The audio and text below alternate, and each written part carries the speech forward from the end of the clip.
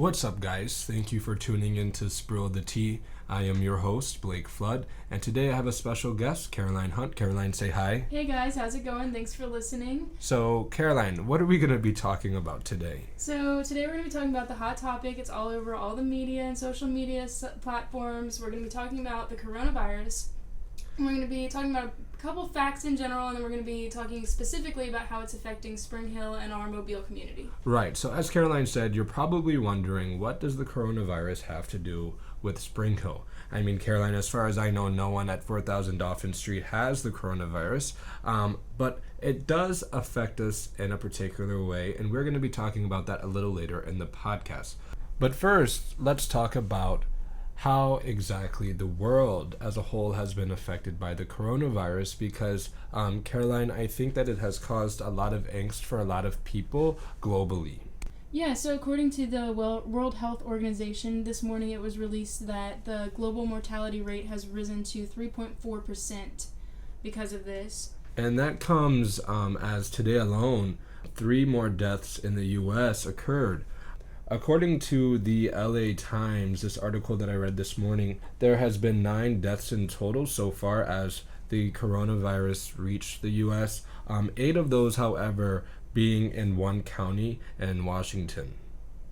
Yeah, and I think that fact alone can ease some people's concerns, because while there are 9 current U.S. deaths from the coronavirus, it is still just a strain of the flu, and I think that a lot of people's anxiety and arguments are coming from the fact that they think that if they touch anyone who hasn't washed their hands in 3 days, they'll become infected and die. What do you think about that? And that's fair, Caroline. I totally see that argument, and that's been something a lot of people have been bringing up because it has caused a lot of anxiety. I mean, I'm sure you've seen, the different headlines about how masks are being sold out, when really doctors are saying they're not even that effective. However, I do think it's important, especially to college students, as, I don't know about you, but I mean, when I was a kid, I wouldn't even share a drink with my mom, but now I feel like I share drinks with all my friends. It's something to really be careful about, though it isn't something that we should totally be concerned about. I think overall, it's something we should be concerned about. There's no doubt about that. But I think we should go about our days as we should go any day and wash our hands thoroughly.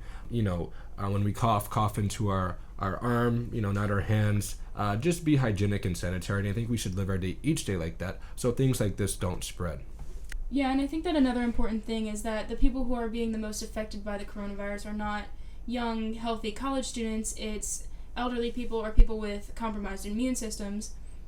For example, a quote from the LA Times article you were talking about earlier is, quote, "Public health officials confirmed a nursing home patient in Washington State was admitted to Harborview Medical Center in Seattle on February 24th and died 2 days later.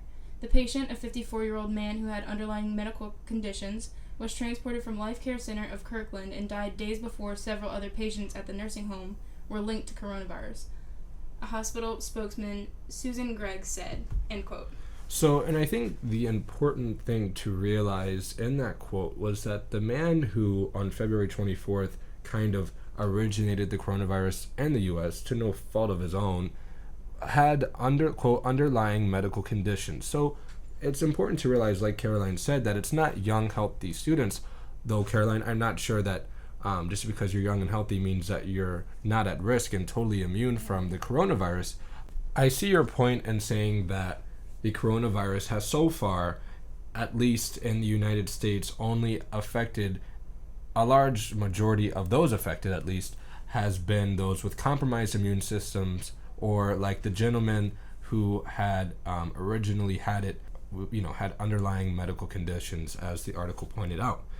Exactly, and so that's why I think that we shouldn't be as concerned as a lot of people are, because it's like these people who maybe have a cough or a slight headache are calling these coronavirus hotlines, and they're overwhelming the workers and trying to get tested whenever they're showing maybe 1 or 2 symptoms, if that, sometimes not even any symptoms, just because they're paranoid, and that's taking away from time, testing, and money that could be spent on people who are showing more symptoms and who are more inclined to actually be infected by the virus.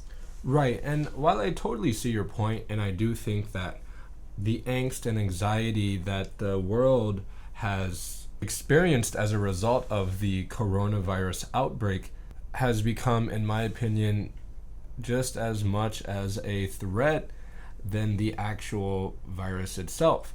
I mean, people are just absolutely losing their minds, and I do think that people should be, washing their hands. Like I said previously, people should be covering their mouths when they cough, but people should be doing that every day. People should be having, or rather taking these precautions every day in their everyday lives. I mean, people are always at risk of some type of sickness, whether it be the flu, it be any of the, millions of viruses that are out there. People are always at risk of these things, and I do think that the media has played a large role in scaring the public.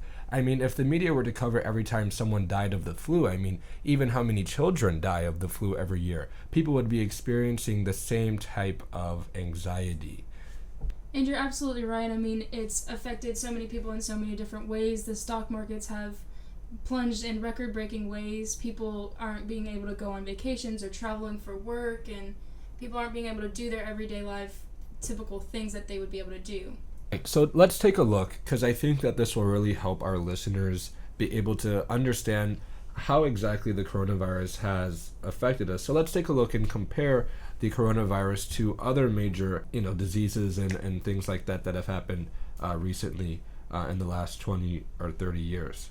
Exactly, and according to the Washington Post, in 2002, SARS had a mortality rate of 10% compared to our now 3.4% caused by the coronavirus, and it was kind of the same situation. There was no drugs that seemed to be effective against the SARS outbreak at that time as well, and that was 18 years ago, so now there's even more advanced technology and resources that we could be using to get this taken care of and get it under control. Right, Caroline, but according to that same article from the Washington Post published yesterday, Stuart Weston, a postdoctoral virologist at the University of Maryland, said that it will be a lot harder to catch and isolate the coronavirus. And, I know you say that we have a lot more, we have advanced technology. Obviously, in 18 years, we have done that. But with SARS, what happened was we used a lot of old school quarantine, isolation, and, tracking where the SARS outbreak actually originated, which, nowadays people would actually freak out about. Like you said yourself, people, are panicking. They can't go on with their everyday life. And I think if those stricter regulations and guidelines were to be in place, people would really start to freak out. Okay, right. So then how would you explain Ebola, which was we just saw the end of in 2016, which seems like a much more aggressive in terms of the illness itself, and it was also covered a lot in the media, and people were panicking a lot about that, and it was not treated the way that the harsh treatments of SARS was treated back then. So then how would you explain that? Well, according to the article, quote, compared to the coronavirus, Ebola was less contagious and transmitted mainly by bodily fluids. The coronavirus can be transmitted in coughed and sneezed respiratory droplets that linger on surfaces, end quote. So I think the concern is that the coronavirus poses this threat that people, as expressed in the media, has seen as deadly. And it's something that can be transmitted just as simply as a common cough. And so I think that's the concern. I think that's where the difference of coronavirus in comparison to Ebola and SARS really is, and I think that's what's causing the panic. And you're right, the panic is real, and I think that that's part of the major problem here. If people would just take the little steps that it takes to take precautions in not getting sick in general, like washing your hands and staying sanitary, then there wouldn't be much to worry about at all. Right, and that's something we can totally agree on. So the question then comes now, the question all of our listeners have been waiting for: how does the coronavirus affect Spring Hill? Well, some of you may know, some of you may have friends that are studying abroad or have, in this case, studied abroad this semester. Students have come back from Italy because the government has told different universities and colleges around the country to send their students back. Right, which I can't necessarily say that I think is a bad thing, especially considering that Italy has the second most cases of the coronavirus in the world right now. However, as a student who has spent a semester in Italy during my college career, I can say that I for sure would be extremely disappointed if that experience would be taken away from me earlier than it was supposed to be because of something like this. Right, and luckily for our Sprill the Tea listeners, we were able to get in touch with a student who had to get sent home. So here's a phone call that we had with sophomore Lane Carlson, who was a member of the SHC Italy Center program whenever the students were sent home. Hey Lane, thanks for joining us. I'm sorry we have to speak under these circumstances. How have you been adjusting to being back so far? So can you tell me a little bit about how you were feeling while you were in Bologna? Was it more fear of coming into contact with the virus itself, or just uncertainty as to what would happen next with the program? All right, Lane, here's our final question for you, and then you can go back to being quarantined. Do you think that your risk of being infected was high enough that your study abroad experience be ended? Alrighty, Lane, thanks for joining us. Sorry about your study abroad trip being cut a little short. See you soon. Alright, well, I think that's all we have for y'all today. Thanks for tuning in to Sprill the Tea with us. I hope that after listening, you realize that you can worry a little less and just wash your hands a little more. As Caroline said, thank you for joining us on this edition of Sprill the Tea, and we hope you listen in next time. Goodbye.